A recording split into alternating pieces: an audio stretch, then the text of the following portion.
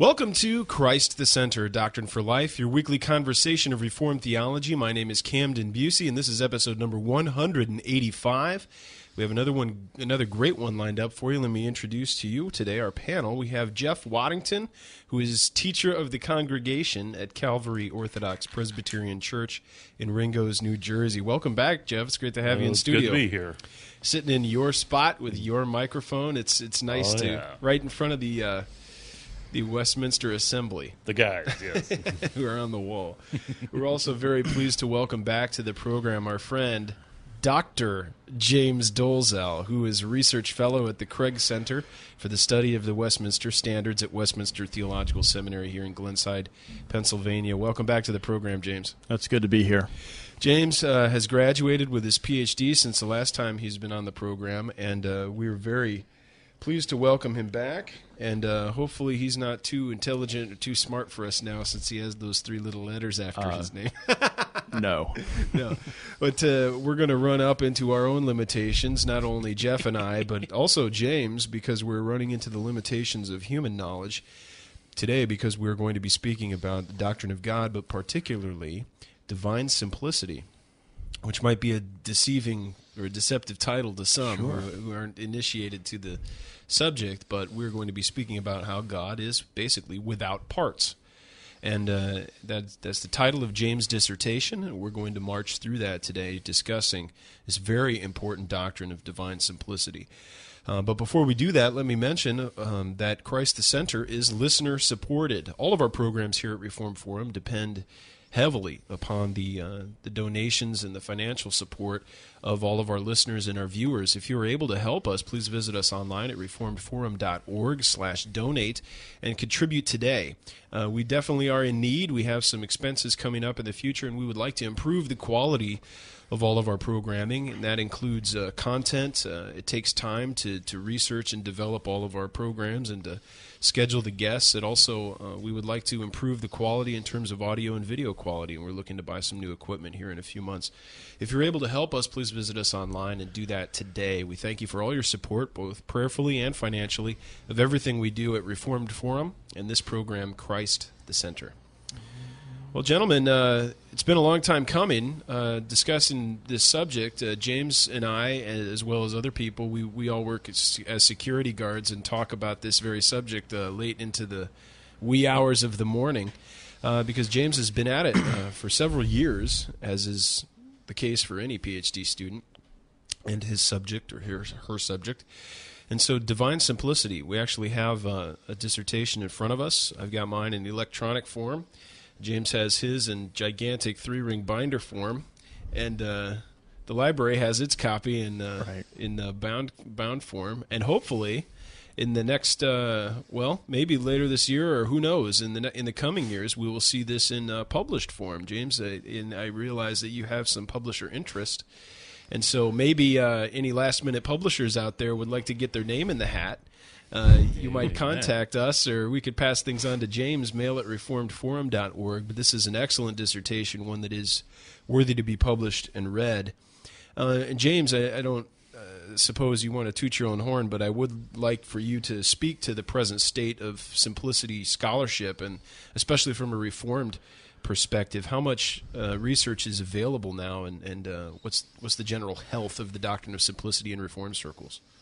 In some ways, it's been rehabilitated, I think, through the publication of Richard Muller's Post-Reformation Reformed Dogmatics. It's a prominent element of Volume 3 in that work. I would recommend for anybody looking for a serious Reformed introduction to this doctrine, the section in Muller's third volume is important. And what it's done is it's put the doctrine back on the radar, as well as other doctrines, but I think this one uniquely, because it is such a difficult and non-simple doctrine to understand, that it's raised some interest. So Muller has helped to rehabilitate it, but so has the publication of Herman Bavinck's Reformed Dogmatics. Yes, the second volume, God and Creation, has an explicit treatment of simplicity, and Bavinck treats it in sort of all of its medieval glory, and and insist, even, I mean, here on the cusp of the 20th century, insists that it's important that Reformed Christians still confess the truth of simplicity. Now, of course, it's always been on the radar in terms of Reformed confessions. Baptists, Congregationalists, Presbyterians, and Anglicans all confess that God is without body, parts, or passions. Yeah. I'm particularly focused on the statement that God is without parts. So confessionally, its presence is always there, though I would say, on that note, sometimes it gets glossed over in the commentaries on the confessions, especially the modern commentaries on the confessions. It's usually very briefly explained as one of those difficult doctrines. A quick and usually accurate statement about what it teaches is given, and you hurry on to those things with which you're more familiar: God's eternality, power, knowledge, things that seem more easily accessible to us from the pages of Scripture. That's interesting. And what about, we've spoken about the Reformed doctrine, and we have it in Bavinck and some other places, but what about the evangelical church in general? Who are some figures dealing with this doctrine, or do they embrace it, or how have they treated the doctrine of simplicity in the past and even in the present day? I would say in the past, there's generally been a deference for the historic prominence of the doctrine. Even if it can't be fully explained, there's this sense generally among evangelicals in the 20th century that there's some important thing that this doctrine gives us that others don't, even if it can't always be named. And that hasn't always yielded insightful discussions, but it has at least kept it on the radar. Some have been better than others. I think of one good I would say decent, not detailed, but a decent treatment of it is a chapter in Millard Erickson's book, God the Father Almighty. So there's one instance of an evangelical theologian who I think really understands the value and function of the classical doctrine. Mm-hmm. Others, though, Ronald Nash, John Feinberg, more philosophical, theological types like William Lane Craig, J.P. Moreland, see the doctrine as philosophically dubious and impossible and theologically unnecessary. Meaning there's an idea that they appreciate historically what the doctrine was trying to do, but they're not convinced that it's needed for that task. Couldn't we just get the benefits of simplicity somewhere else? And I would say in terms of evangelicals right now, there isn't a movement consensus. I think to the extent that many evangelical theologians and evangelicals interested in philosophy have been influenced by Alvin Plantinga and by possible world semantics, to that extent, the doctrine is in great danger. I think that entire approach to philosophy in its very methods tends to predispose one against divine simplicity, particularly because the general assumption among analytic philosophers is ontological univocism. And what do you mean by that? Many people. Sure.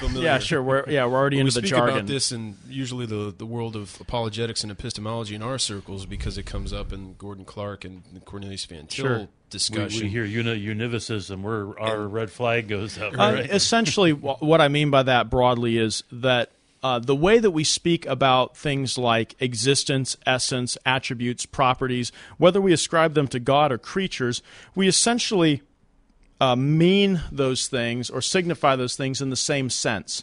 So that when we say that man exists and God exists, what we indicate by existence is a single order of existence, and the things that generally characterize creaturely existence also characterize divine existence, except, of course, the certain limitations. And so that God is, for their way of thinking, the highest instance of being, or the highest instance of creation. Uber version of man.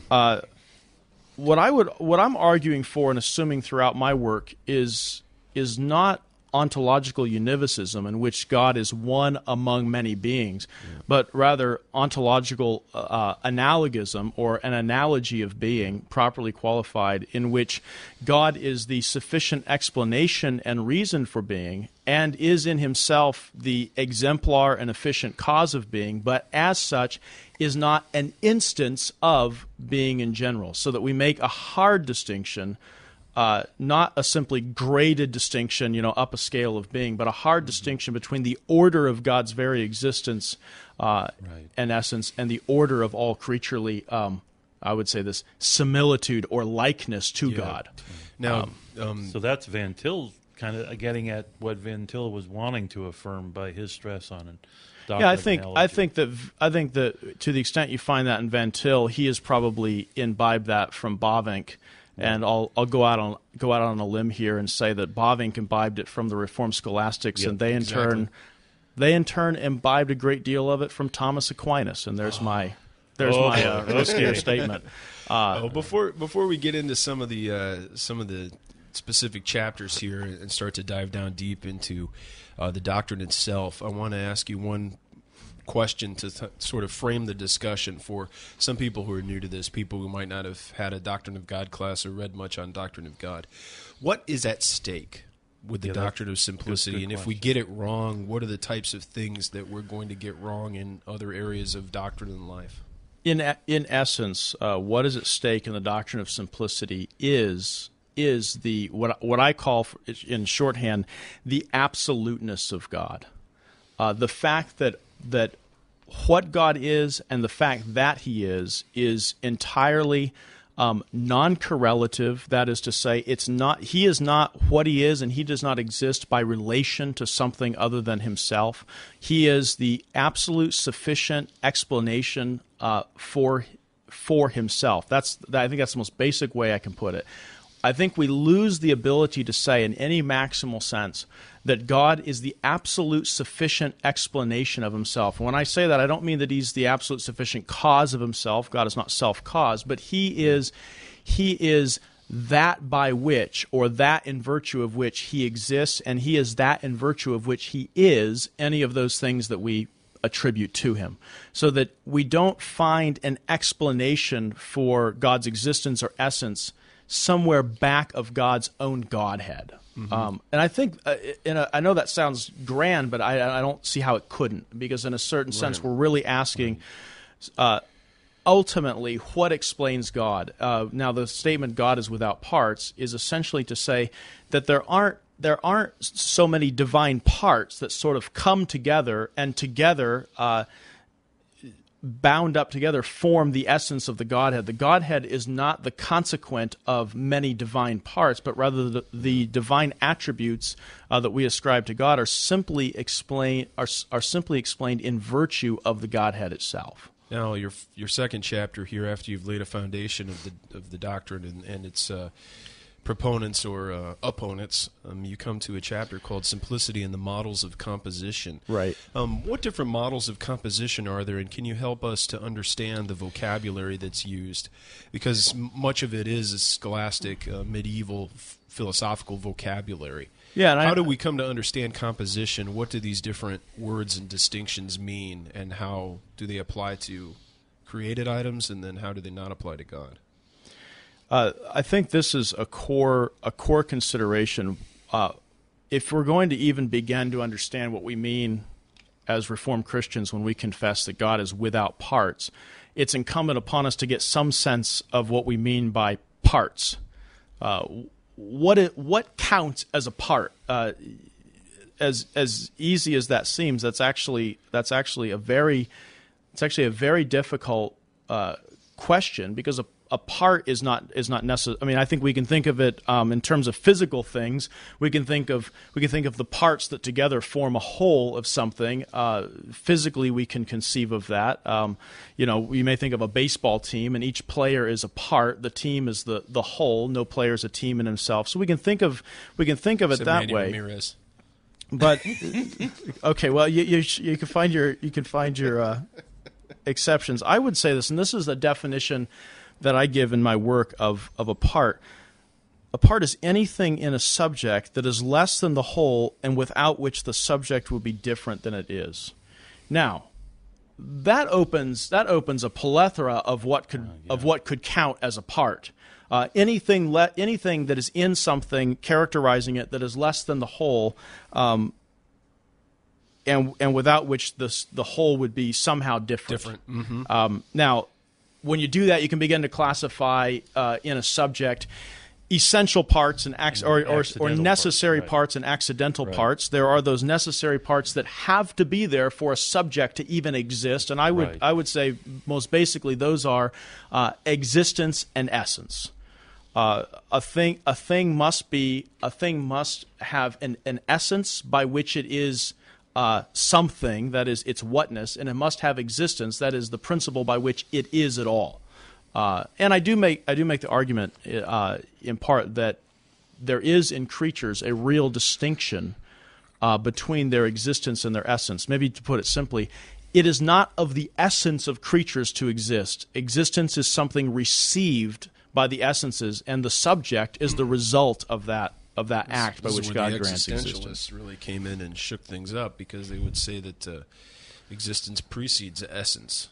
And there's a great debate. I'll just go off track for a moment. There's a great debate in the 20th century between classical Thomists like Jacques Maritain and Etienne Gisson and the modern rise of existentialism. And so you'll find books. Maritain has a volume, "Existence and the Existent," by which he is arguing against modern philosophical existentialism as radically unchristian. Mm-hmm. You also find a work by Leo Sweeney called A Metaphysics of Authentic Existentialism, and there's an emphasis on authentic, meaning really that older sense that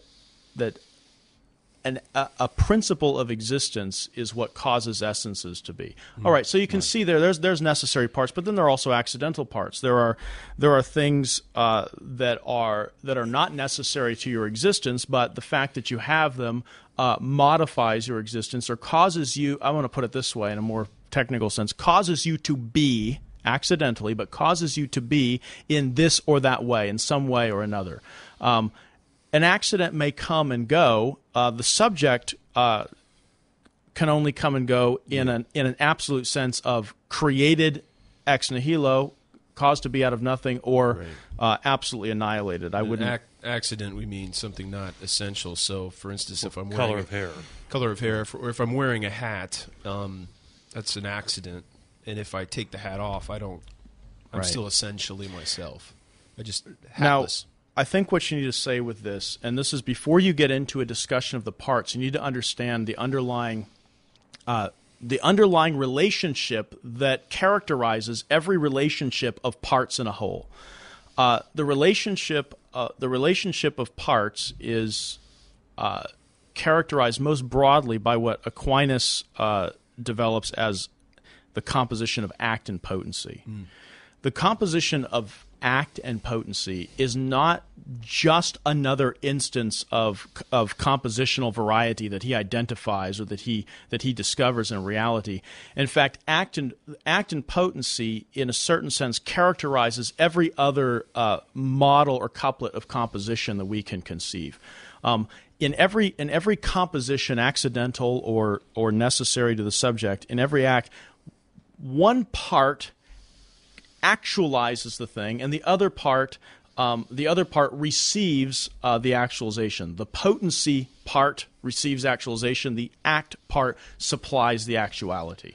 Would you say that potency limits actuality? Yes, and that's actually an important reason why Thomas says that God cannot be composed of act and potency, is because potency, when it receives act, necessarily delimits that act. Now, when you talk about potency and act, you're not talking about things. You're talking about principles. You're not talking about subsistent parts. You're not talking about, like we may talk about, a physical collection of parts which may have an existence, prior to the whole. There is no existence of the principle of existence and essence prior to the whole, and yet the parts are discoverable in an analysis of the thing. This is, in truth, this is one of the more complicated chapters, but I think an important one to understand what counts as a part and why. I almost thought of entitling the chapter "Parts and Why God Can't Have Them," or something like that.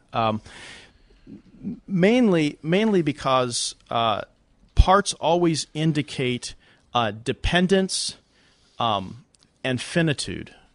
And for those two reasons, because parts indicate dependence and finitude, and the composition of parts indicate dependence and finitude, I should say, for that reason, God can't have them. And Thomas works through basically 6 models of composition.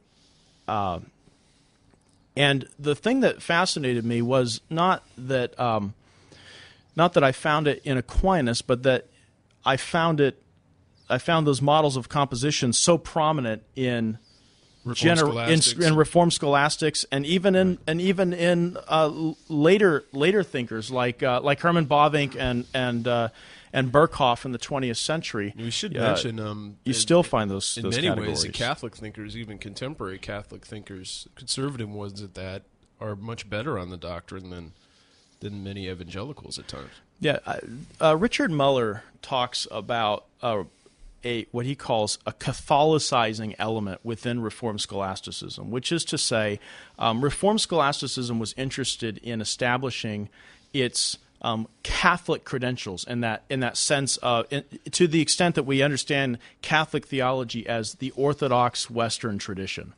They were interested in showing their bona fides within that school of thought. I thought that was an interesting point because it doesn't seem that since the 17th century there's been much interest among the Reformed to Catholicize in their doctrine. They allow the scholastics to do it, and they keep the categories and they keep the distinctions that we inherited from, say, medieval Thomism. And yet there's not. And yet I think there's been a waning sense that we could actually learn something from modern Thomists. But if you read someone like John Owen or Stephen Charnock, they were immersed in the literature of traditional conservative Thomism. Well, and not just in a highly critical sense, but in an appreciative sense. I'm going to say you've got reasons for the change. One being is that Roman Catholicism is not as, if it ever was, monolithic, right? It's not. Yeah. At least it certainly isn't now, right? No way. No, that's right. And Protestantism is, for good or ill, not monolithic. Right. But I think the scholastic desire to demonstrate their their being in the Catholic stream, it was legitimate. But we're also, in addition to the changes that have occurred, they're closer to the split than we are. And the traditions have developed a life of their own apart from one another. And diversified within themselves. Right, exactly. Yeah, that's true. And yet the interest that I had was whether a modern Reformed thinker could, like our Reformed predecessors, find something, maybe put it this way, find something being written within that Thomist tradition in the way that could help us in our articulation of our doctrine of God in the same way that our forebears were helped by the metaphysical handbooks that they were reading in their undergraduate programs. And what I found was, yes, that is the case. There are a number of current Catholic writers on this topic that actually uphold and argue for what, to my ear, sounds like a more reformed approach to the doctrine than a lot of what I find among the analytic philosophers who even go under the banner of evangelical. Right. And again, there is a stream of orthodoxy that is sort of resurged in the 20th century within Thomistic thought itself. And what I wanted to do in part was to see whether I could tap into that in order to rehabilitate the importance of this doctrine for Reformed thought. Well, I think just it is beneficial. Going back to Thomas and wrestling with what he has to say is a step in. Obviously, we are critical at points. Sure. Of Thomas, yeah. But my own personal experience is that he forces me to think in profound ways I hadn't thought about before, and as I'm reading and digesting what he says, it's like reading Turretin in that regard, right? They're comprehensive. The interesting thing is you do see that he has that same effect on earlier Reformed thinkers, because in terms of his categories of composition, for instance, you find them reproduced in almost the exact same order with the exact same metaphysical explanations in Turretin. You find them in places in Charnock's Existence and Attributes of God. You find them in Bavinck. You find them in Berkhoff, but you also find them in John Gill. Just to say, really, the Reformed tradition, even down to the 20th century, really has never broken with the Thomistic metaphysical explanation of how this doctrine functions and the categories of composition denied of God.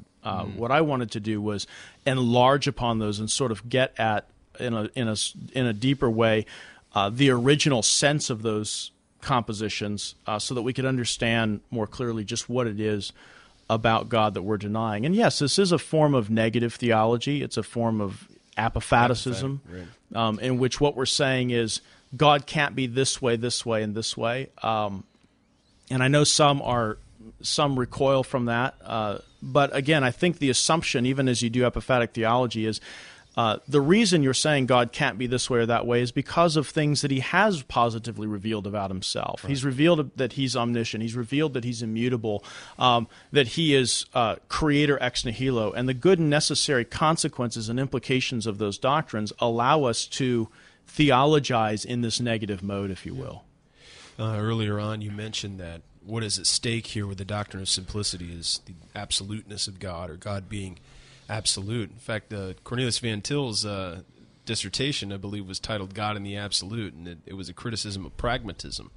And he dealt often with the subject of absoluteness as he analyzed British absolute idealism and Boston personalism and other things. So right. It's a related metaphysical subject. But can you define for our listeners what it is that you mean by absolute, and why is it so important? Yeah, by absolute, I simply mean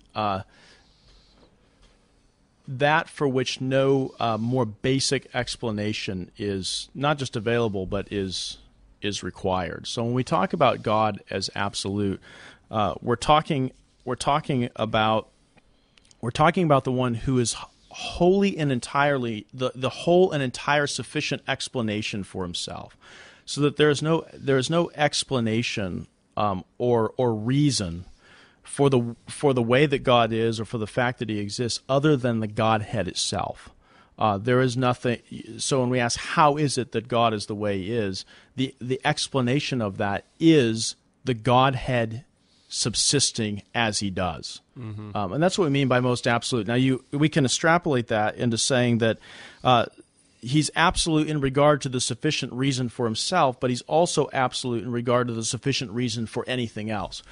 Nothing that is composed of parts offers in itself, as a composite thing, the sufficient reason for either its existence or its attributes or its particular mode of existence. All composition supposes a composer, and nothing right. nothing that is especially at the existential level of being, is self-composed, just in the way that nothing is self-made or caused to be. Nothing is the right. cause of its own existence. So, like if we're imagining that God, we say God is love. If we're imagining there's some part of the universe or some bank of attributes that God takes right. love from and adds it to himself, then we've presupposed that this bank of attributes, some people have called it a plenum, or that sort of thing, we're presupposing that is pre-existent or exists independently of God, and we cannot say that God himself is absolute because he depends on some other thing that's out there to right. compose himself. Right. To the extent that God is explained by virtue of anything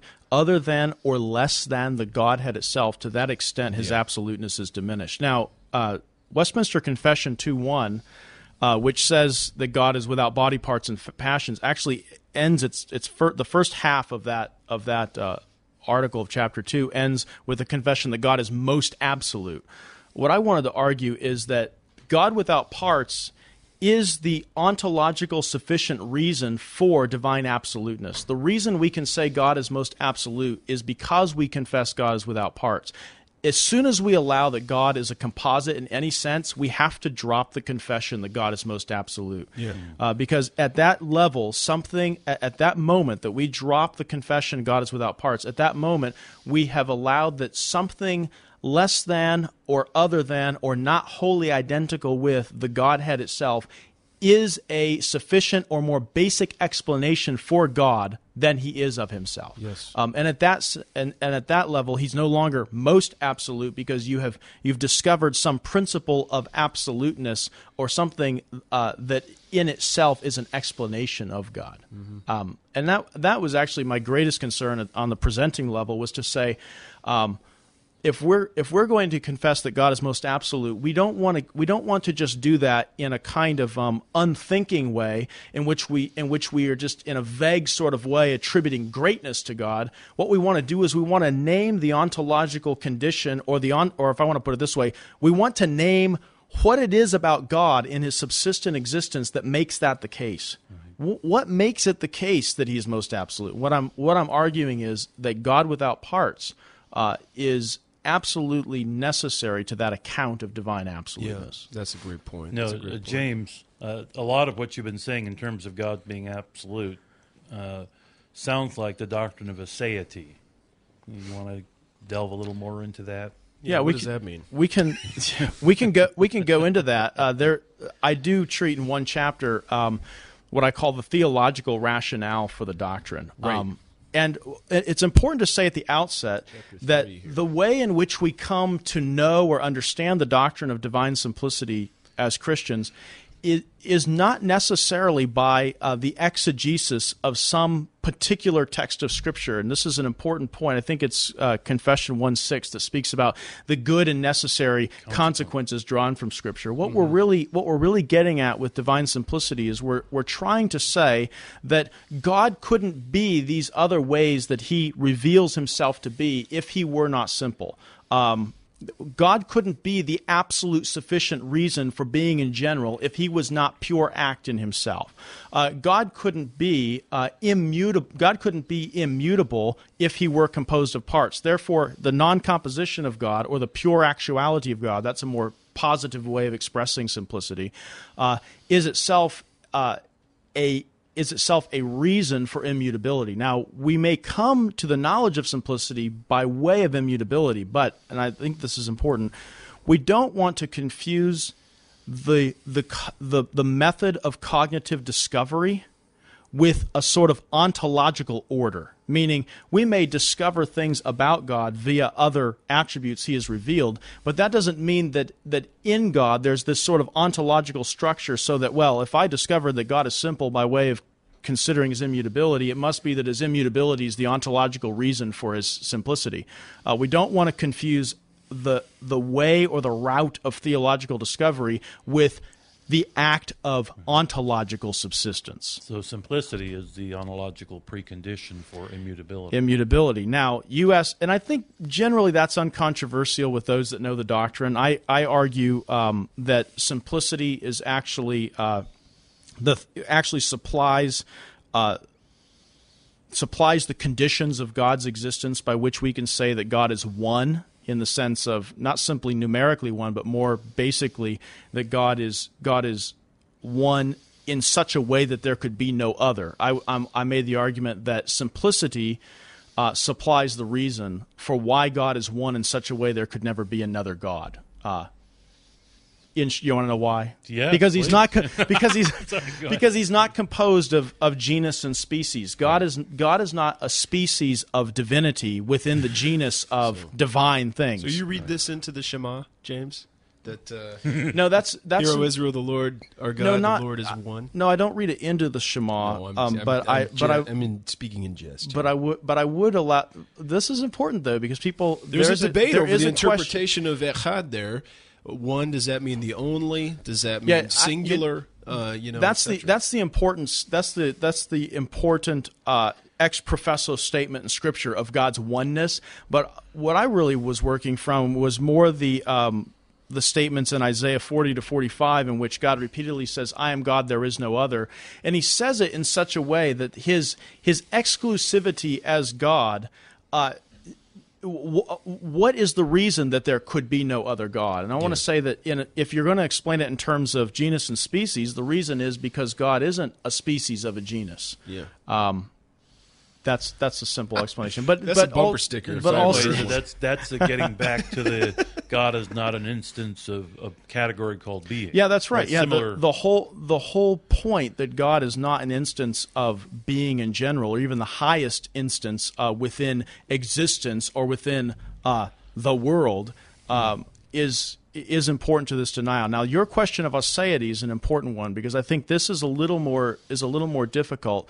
Aseity is essentially the idea that God is of Himself. We could say from Himself. Latin being a se. Right, a se.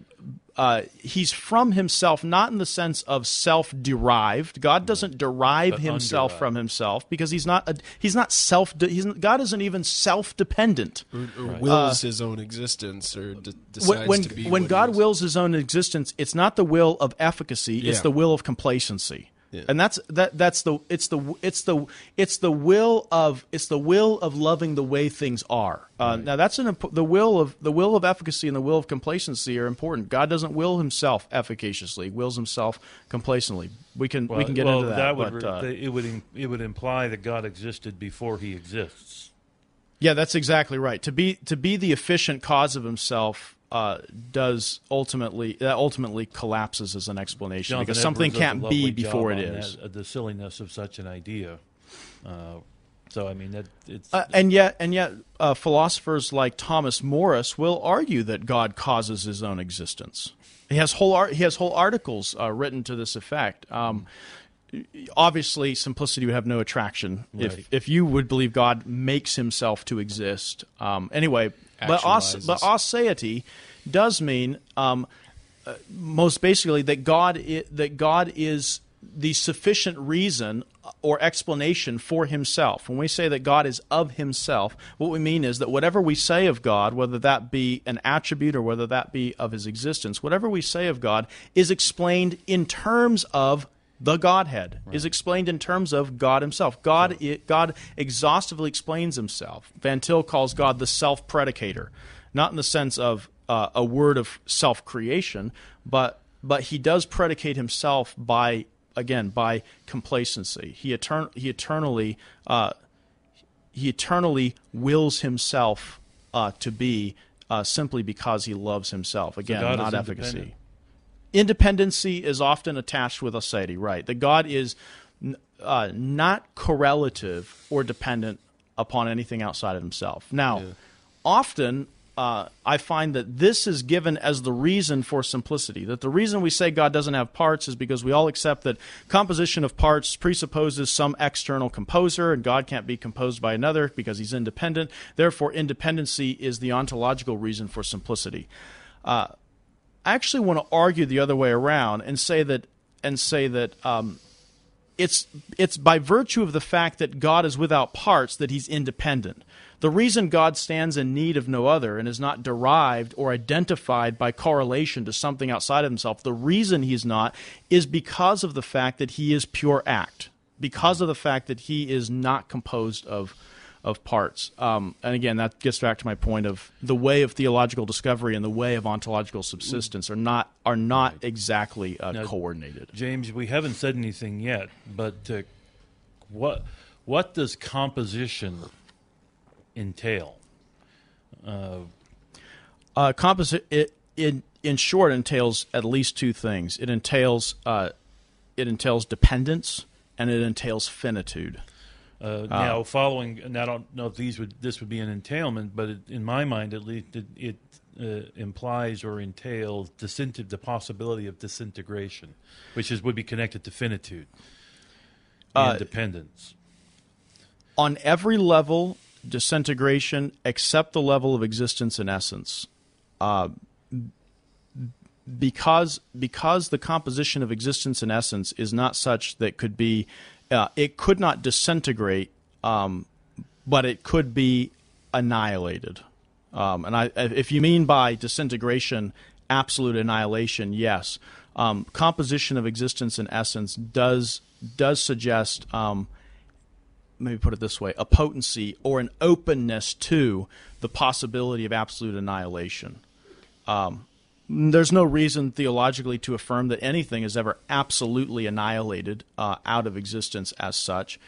Things are destroyed and they go out of existence at the level of substance when you have substantial changes and some matter loses its substantial form and acquires a new substantial form, and matter perdures, as it were, through that change. You do have, in that sense, things can go out of existence or no longer be said to be. The dodo bird, for instance, has the substantial form of dodo bird is gone as far as we know forever. There will never be such another thing. But was that an annihilation? No, it was a substantial change in which the matter that composed the dodo bird has gone on to be the composite part of some other substantial entity. The dodo bird is no more, but we wouldn't say that everything about the dodo bird, its form and matter, were annihilated. Right, but in terms of things that are composed, are in this world at least, fall apart. They do, and the power, and I think the most important level is is explaining that the power by which they are is supplied by God Himself, so that the reason that things remain and don't go out of existence is the ceaseless granting of to be or existence from God. Yeah. So in this sense, God is not composed of, I should say this, clarify it, passive potency, but God does exhibit active potency. Active potency is not an openness to change. It's not a principle of reception by which act is contracted or confined or limited. Active potency can be regarded as nothing other than God's power, and in this case, extending itself to creatures. Yeah. Now, James, next chapter you speak about simplicity and God's absolute existence. You've already alluded to much of this, but especially early on when we spoke about analogy versus univocism, what is the distinction between being in general and the being of God? And what does that entail for how we conceive of God and how He's different from us? Being in general is created. Being in general, and even, if I may say this, the abstract notion, the notion of being in general as an abstract universal, even that abstract universal, if you want to grant such a thing, is a created abstraction.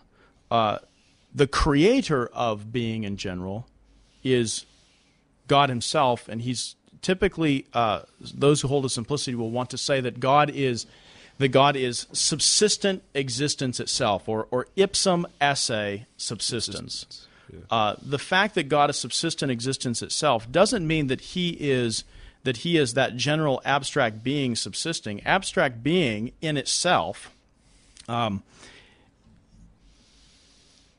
esse commune, that is the common being or the common act of existence by which all things in the world are caused to be, and that general existence in which they participate. God is not the abstract, universal, general existence of things subsisting. Abstract universals don't subsist in themselves. They only subsist in things. There is no such thing as abstract ipsum esse subsistence, or the universal ipsum esse subsistence. You're taking the Aristotelian versus the Platonic. Yeah, in this sense, Christians are better served by explaining the commonality of being in creatures according to an Aristotelian notion of universals rather than a Platonic. Platonism can help us on the notion of participation in ways that Aristotelianism can't, but Aristotelianism is definitely more agreeable to a Christian understanding of common being. Mm-hmm. What is the difference between God and being in general? God, as subsistent being itself, is the exemplar and efficient cause of being in general, or of that principle by which all created things are or exist. I may say as an aside to this, I think there's a difficulty here in the way that possible worlds approaches to analytic philosophy try to come at the notion of being. Because possible worlds talk about maximal state of affairs rather than orders of being, what they do, I think sometimes without coming out and admitting that they do it, is they collapse what we would have called an order of being into a single order of being, which is whatever possible world happens to obtain.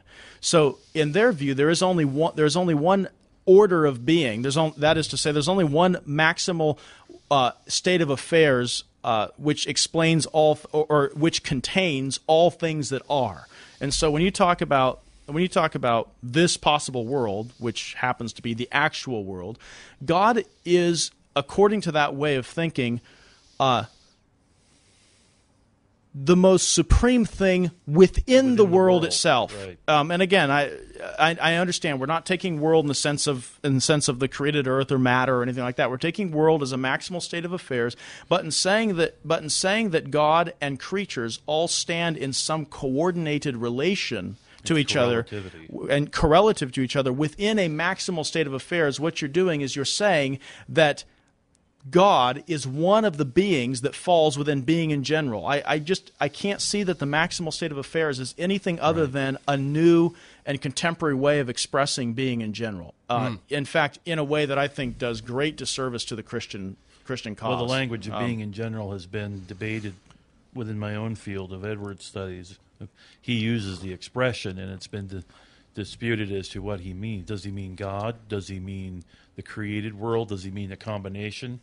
God is not that singular common being that is instantiated by particular essences. Thomas will say God is not the formal existence by which things are. He's the creational existence. He is the exemplar, efficient existence upon which things are, after which being in general is modeled or created as an analog to him.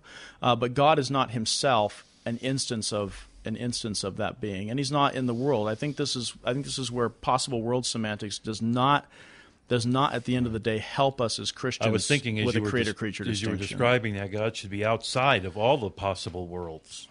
And this is why a lot of it he determines what's possible. This is why a lot of Christian analytic philosophers end up aligning themselves with the modern school of, which is more Cartesian than Anselmian, a sort of Cartesian perfect being theology, in which God is the top rung on the ladder of being. He's the top link on the chain of being, as it were.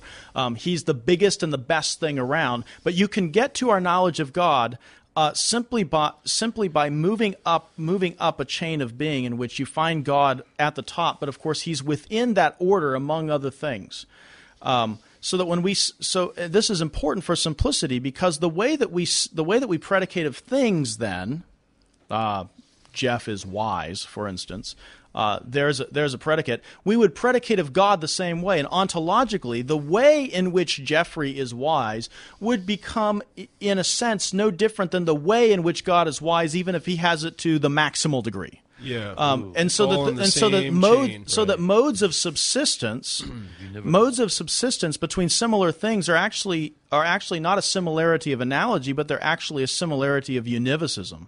When I say Jeffrey is wise and I say God is wise, I say that under the ontological condition by which that is the case, that in virtue of which is essentially is basically the same for you and God, even if he has it to a higher degree, or Thomas Morris would want to say, even if he has the maximal set of compossible great-making properties. Hey, look, now, and they call the simplicity people speculative. And you didn't think the Clark Van Til controversy had contemporary significance? It does. Yeah, the Clark Van Til controversy does have significance for this. That the debate there is, in a certain sense, no different than our debate with Plantinga and those that would deny simplicity today. It's a perennial issue. It is. It's unavoidable whether you think what you make of the creator-creature distinction at the level of ontological subsistence and orders of being. Now, we laugh several years ago when our former president, Bill Clinton, made the statement, well, it depends on what your definition of is. But there are different uses of the word. There's an is of predication, the is of identity, and then I think there's a third. But we speak of that and we say God is love. You mentioned earlier, just a few minutes ago, God is wise. Now, we're not speaking of wisdom when we apply it or predicate it of God. We're not speaking of wisdom existing out there and then being predicated to God as if it wasn't part of him all as if God participated in some abstract notion of it, which again would be Platonic. Yeah, exactly. And so this brings us to probably one of the big sticking points for analytic philosophy when we talk about God's being and his attributes. James, how can we distinguish the attributes of God when we say that God is identical with his attributes? We say God is love, God is wise. How is love not wisdom? I take the route of just embracing the strong form of the classical doctrine of simplicity, in which we say, in shorthand, all that is in God is God. That's a shorthand, bumper sticker way of expressing simplicity. Mm-hmm. What does this mean? Does this mean that God is identical? That God is identical with all that we attribute to him? Yes.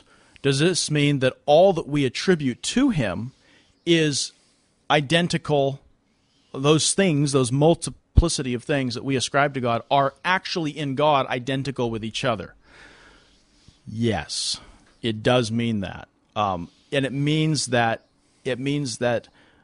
the attributes of God in God ontologically are nothing other than the Godhead itself.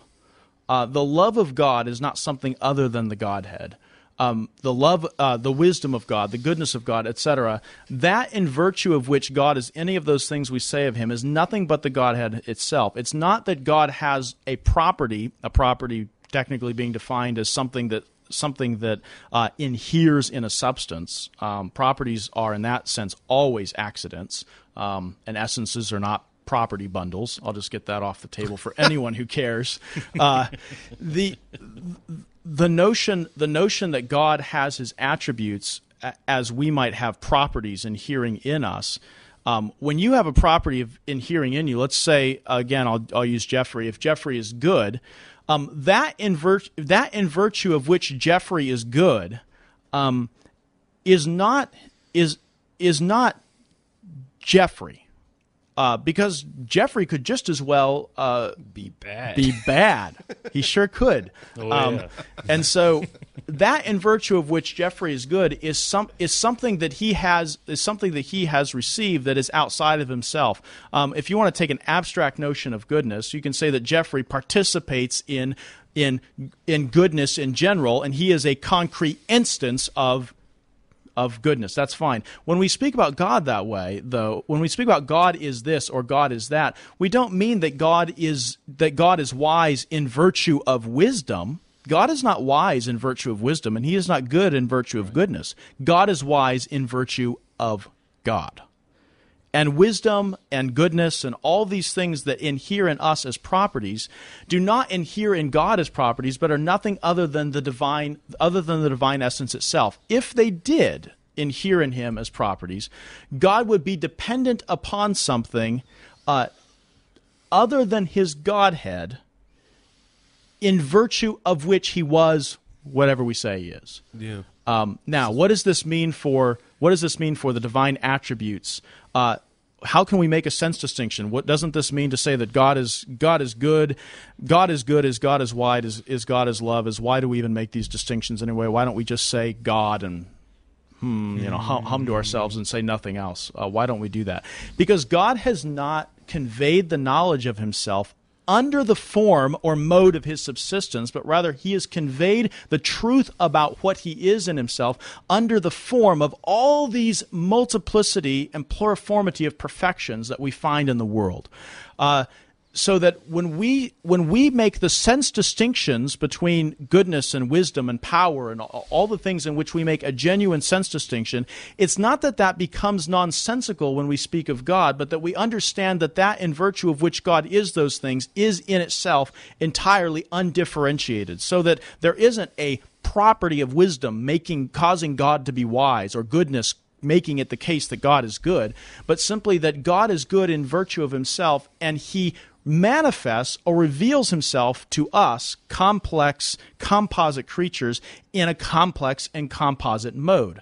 So that the true mode of the simple, subsistent, eternal God, the true mode of his being, is not conveyed to us in our mode of knowing, but rather he accommodates according to our way of knowing, and he puts the image of himself in us under a mode of being that is fitting to us as composite creatures. That's the archetype-ectype distinction. The archetype should be brought into the discussion, but we need to understand that the ectype does not modally correspond to the archetype in terms of mode of subsistence. Well, let's speak about that in the final chapter here, Simplicity in God's Absolute Knowledge and Will. This perhaps might be more familiar, at least more commonly tread path for our listeners, because it comes up so often in apologetics and epistemology. But what does simplicity entail for God's knowledge?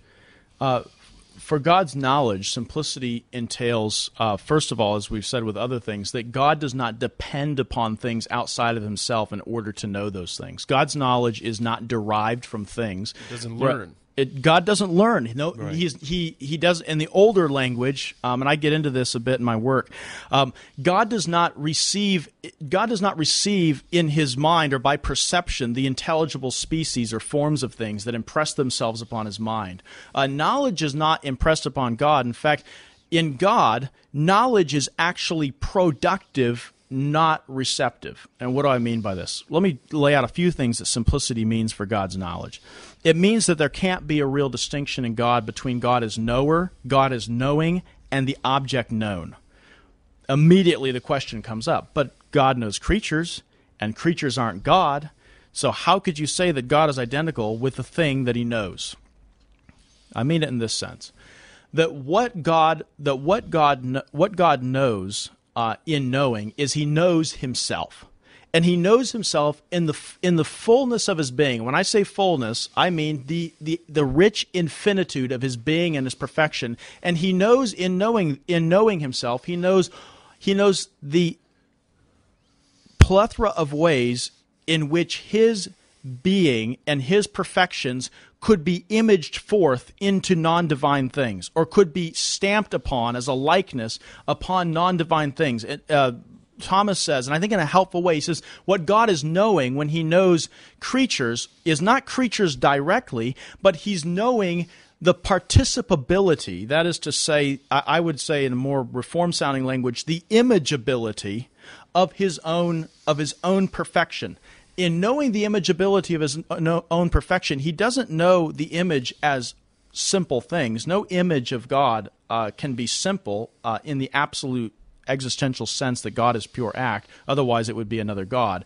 But he knows all the ways in which his own essence may be imaged forth in things other than himself. And in that sense, he knows creatures. Now, his will for creatures causes him to know their existence. Their existence doesn't cause him to know them. Rather, his willing them to be first causes them to be, and is the reason for his knowing them to be. So what am I saying when I say that God doesn't know creatures directly? He knows them actually in a way that is more perfect than knowing them directly, because he knows them, and he knows all possibilities through the knowledge of his own essence, his own perfection and being as imitable in things.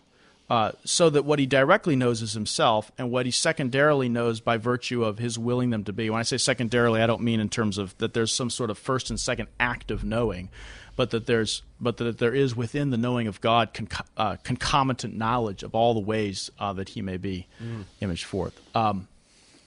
All that to say, what does simplicity mean for knowledge? If we're going to say that God is absolute in his knowledge, we have to say that his knowledge is not derived from things, that there's not a principle of knowledge that precedes God's knowing that is other than God himself. Yeah, that's right. Speaking also in this final chapter, you talk about freedom, and there are some practical implications that we need to hammer out, or at least some questions we need to ask. One is that how can God be free if he is simple?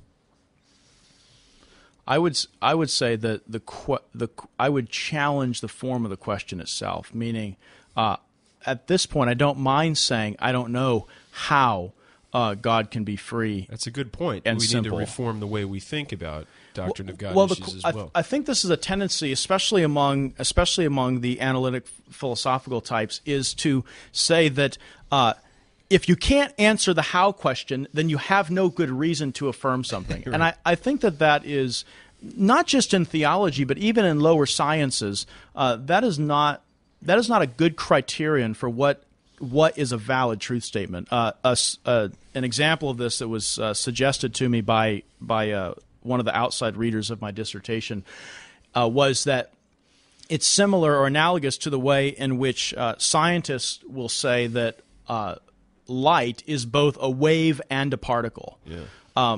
Scientists affirm that both are true of light.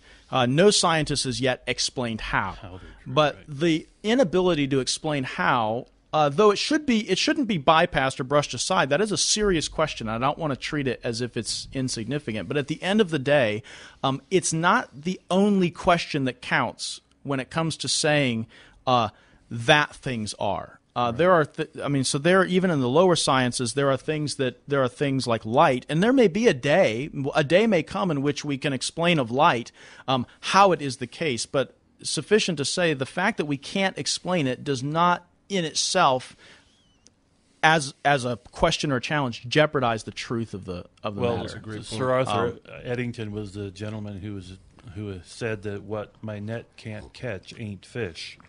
And that's kind of the generalized way of saying that if I can't explain something, it doesn't exist, which is silliness, I think. Well, I mean, there are ways, though. I don't want to brush your question aside because I spend many pages actually dealing with the question. The way I deal with it is more or less surveying recent explanations of how we can get the idea that God is free in his will of creatures and yet simple and unchanging and without accidents and undetermined in himself. And to say that God is identical with his will, the corresponding side, incidentally, of saying that God is identical with that in God knower, knowing, and known are identical, is that in God willer, willing, and willed are also identical, inasmuch as what is ultimately willed by God is God himself.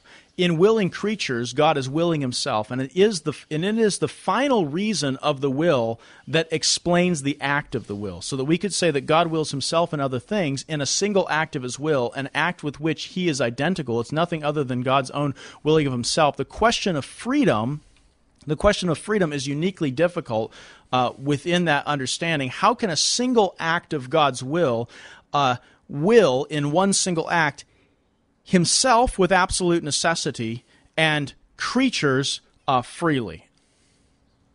I'm going to want to say that to begin answering that question, I want to look more at the nature of the thing willed than the act of willing. I'm not going to try to parse necessity and freedom, which are modalities. I'm not going to try to parse necessity and freedom within the act of will. I would rather parse necessity and freedom within the ontological thing willed. So that how do I know that God wills creatures freely? I know that God wills creatures freely because creatures are because creatures are contingent things. Because creatures are composites, they aren't the sufficient explanation for themselves. Therefore, they aren't absolutely necessary existence. Therefore, it must depend upon God to will them. How do I know that he wills them freely? Because in a certain sense, simplicity argues for freedom, because if God didn't will them freely, he would not be simple, because he would need them in order to realize or come to know himself in his full self-identity. He would identify himself in correlation to something outside of himself and therefore not be simple. So in a certain sense, you need simplicity in order for God to be free. Modally, how that works out, I don't know. I don't know how God exercises a free will. And actually, that was part of what I argued for, that many who say that they know how God's freedom is, how God wills freely,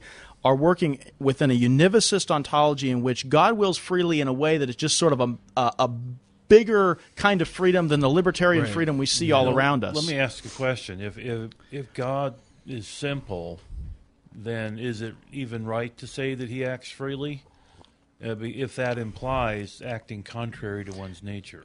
No, he doesn't act freely in that sense. The freedom. That's how I think many people understand freedom. The freedom of God's will is, I think, best explained in terms of the non-necessity of those creatures willed, so that God is free in his willing of creatures because he is not dependent upon those creatures in order to fully realize the end or object of his willing, which is nothing other than his own self already subsisting. So that the freedom is more a freedom of indifference than a freedom of contra-causal passivity, in which God stands before a host of options, and there's a sort of moment in the divine life in which God could do this or could do that. I actually challenge in my work whether, in view of classic Christian orthodoxy, that we can understand and explicate modally statements like God could have, fill in the blank. Yeah. What I'm wanting to say is that though we speak that way, I don't think that we form an adequate corresponding modal conception of what God is doing in that act.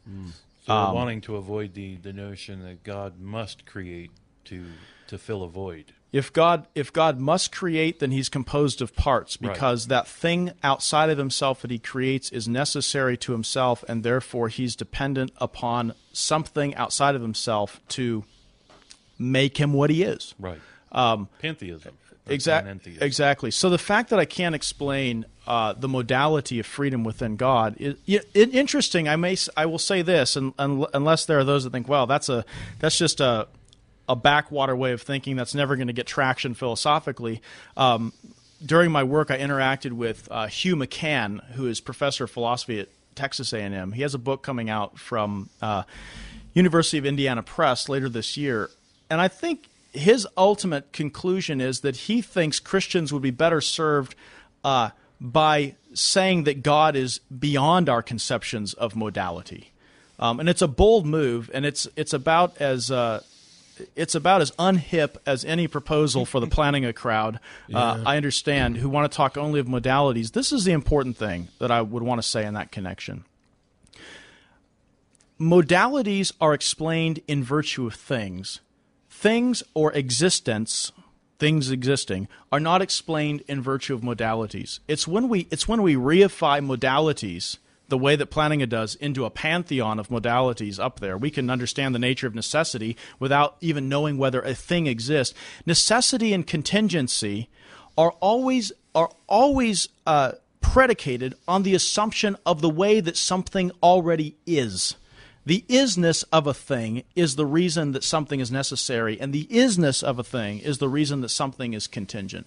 I think to the extent that is a form of realism, to that extent there's a healthy dose of that in the Reformed tradition that understands, for instance, the modality of God follows from the way that God is. And if God is incomprehensible in the way that he is, what makes us think that we're going to sort of churn out a comprehensible notion of divine modalities? Anyway, someone may come up with a good answer, and I'm open to it. But I have if I can ask a question. Please. This is one I've been wanting to ask.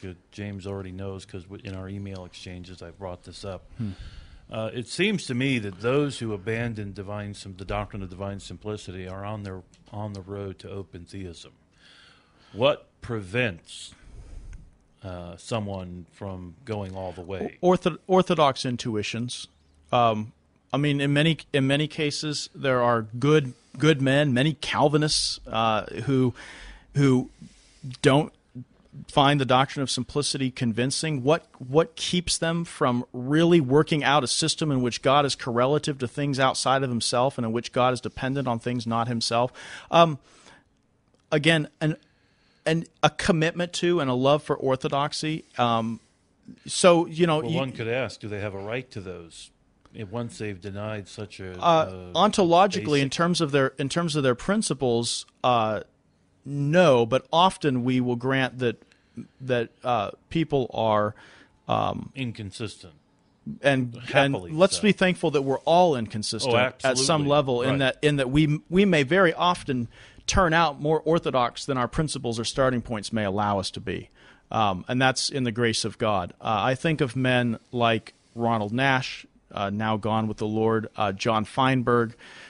Even in this case, I may bring up John Frame, who I don't think the first two explicitly deny simplicity. Frame, I think, remakes or reconceives simplicity beyond any classical conception of it. I think he just sort of he doesn't uphold. I get into a whole section of why I don't think he and others uphold the classical version of it. Does this mean that he is an Orthodox? No, it doesn't mean that. He tries to, I think, insufficiently allow other conceptions to do the work of simplicity. Most specifically necessity. What they would want to say is, look, all the attributes. God isn't dependent upon His attributes. God isn't derived. It's not that God's attributes explain God. It's just that God's attributes are necessary in Him. The fact that He is necessarily wise and necessarily good and necessarily powerful, if we can just describe necessity to God, then that will be enough to ensure that God doesn't, go to pieces. If we can just say everything in God is necessary, then we don't need simplicity to further explain why God won't fall apart or why God is independent. He's independent because He's necessary. The problem I have with that is necessity can't precede modalities can't precede ontology. Necessity is the function of the way something is. It can't be brought in as you can't reify a modality, bring it in and stamp it onto God and then say that explains His ontology. Rather, God as I am explains modalities. Modalities don't explain God as I am.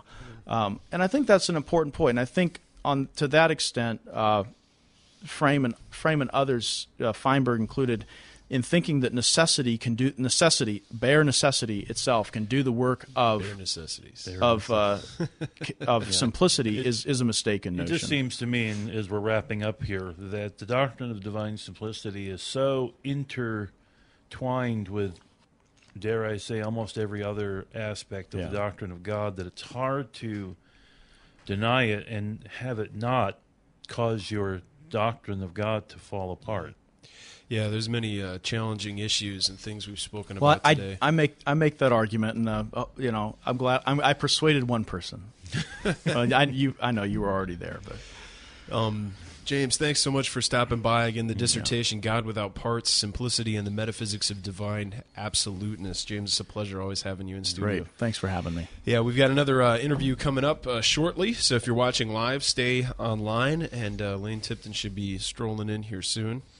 We could take bets on if he's wearing his cowboy hat or not. We'll see. But again, there is some publisher interest, and we're hoping that this comes to print and will become widely available in the future. Amen. If you are a publisher who would like to get your name in the hat last minute, send us a note, mail at reformedforum.org. Visit us online. Reformedforum.org is where you can find information about all of our programs, this one as well as the Reformed Media Review, Historia Ecclesia, Philosophy for Theologians. We have many things going on here at Reformed Forum, and you can also contact us through the website, or you can get a hold of Jeff or me through Twitter. Jeff is available at RevJW, and I am at Camden Busey, and Reformed Forum is at Reformed Forum. I want to thank everybody for listening, and we hope you join us again next time on Christ the Center.